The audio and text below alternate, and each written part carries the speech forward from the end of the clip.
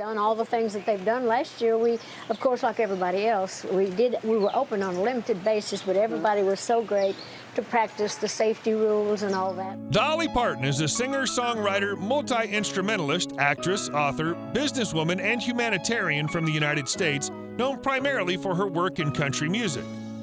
Following her success as a songwriter for others, Parton released her first album, Hello, I'm Dolly, in 1967, which led to continued success throughout the 1960s, both as a solo artist and with a series of duet albums with Porter Wagoner, before her sales and chart peak occurred in the 1970s and continued into the 1980s. Dolly Parton's records did not sell as well in the 1990s, but she regained financial success in the new century and has issued albums on a variety of indie labels, including her own Dolly Records, since 2000.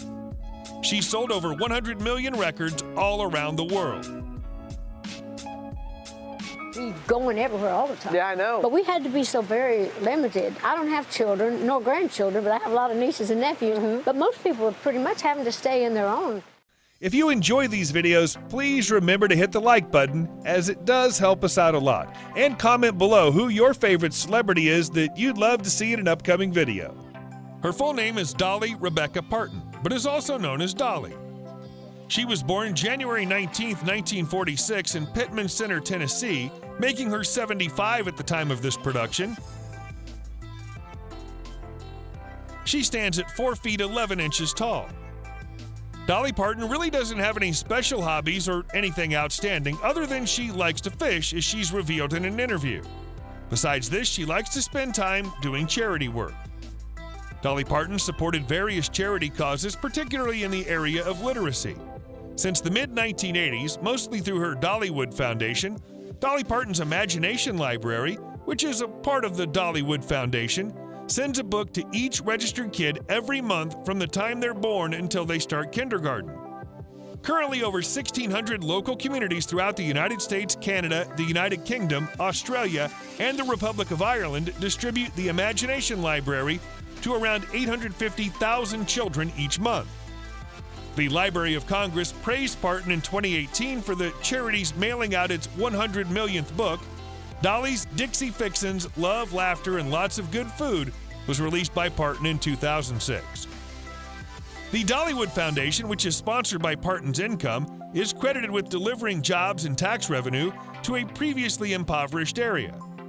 In addition to the American Red Cross and HIV/AIDS-related charities, Dolly Parton has worked to generate funds for a variety of other causes. Dolly Parton married Carl Thomas Dean in Ringgold, Georgia on May 30th, 1966. She's revealed that her passport says Dolly Parton Dean and that she occasionally uses Dean when signing contracts, despite the fact that she does not use Dean's surname professionally.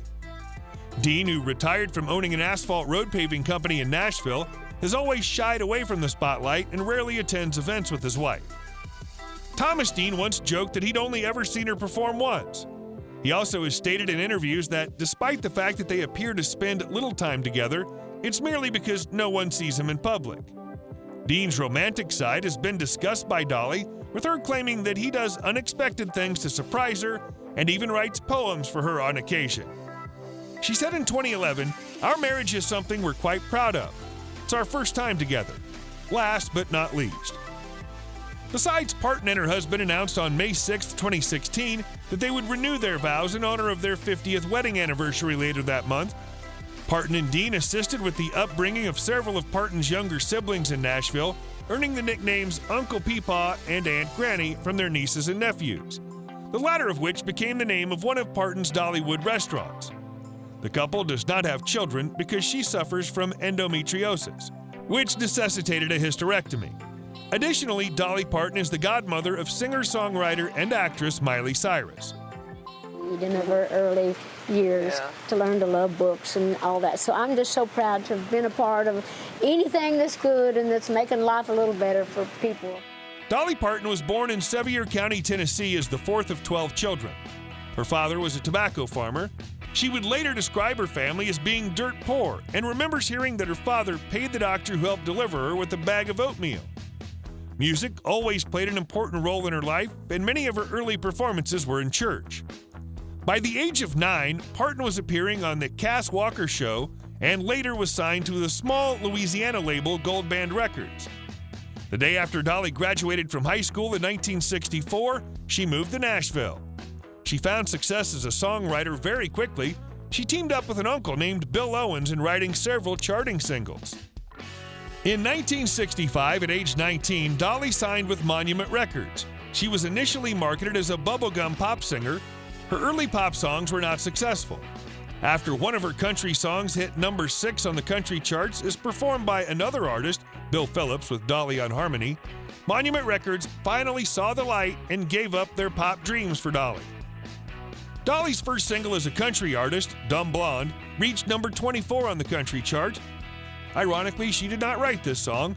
It's one of just a few non-self-composed songs that Dolly recorded during this era.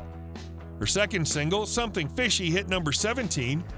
These two songs were featured on Dolly's debut studio album, 1967's Hello, I'm Dolly. The album also featured her own versions of several songs she'd written that had become famous by other artists. The album peaked at number 11 on the Billboard Hot Country Albums chart.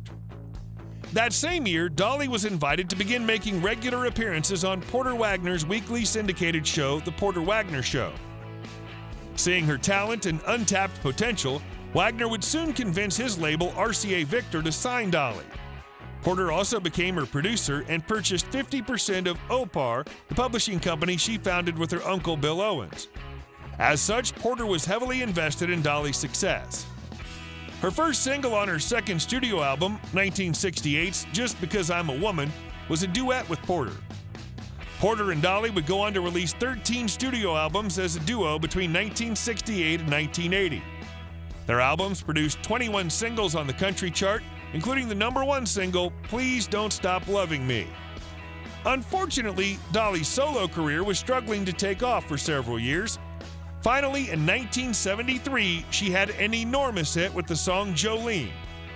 The song hit number 1 on the country chart in February 1974 and did very well on the non-country charts around the globe. Rolling Stone would later rank the song 217th of 500 on its list of the greatest songs of all time. Dolly herself would reveal that Jolene is a song that would be most recorded by other artists out of all the songs she's written. For her solo work, Dolly moved on from Porter Wagner in April 1974, though he produced her songs through 1975. Videos and things, so I was on social media all the time, reading books to the children through the Imagination Library, and I was creating all kinds of songs. Dolly Parton has earned a lot throughout her career. Besides, she earned a whopping $10 million in royalties in the early 1990s thanks to Whitney Houston's version of I Will Always Love You, roughly $20 million after adjusting for inflation. She would later joke that she made enough money to buy Graceland off the song. To this day, as the owner of the writing and publishing rights, Dolly earns 8 cents per radio play and $2 per album sold. Parton's net worth is estimated to be around $650 million. Parton currently lives in Brentwood, just outside of Nashville, with her husband Carl Dean. Their house is 3,324 square feet and was reportedly sold to Parton in 1999 for $400,000. According to the Kiwi Report, the property has over 10 structures, gazebos, a swimming pool, tennis court, a chapel, and from the looks of it, there's a whole lot of space. Cars you'll find in her garage include a 1997 Cadillac d'Elegance,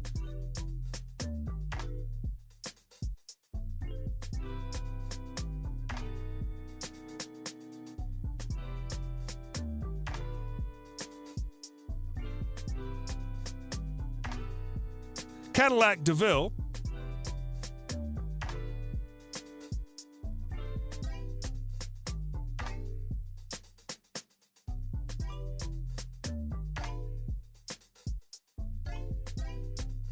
a Chevrolet Camaro,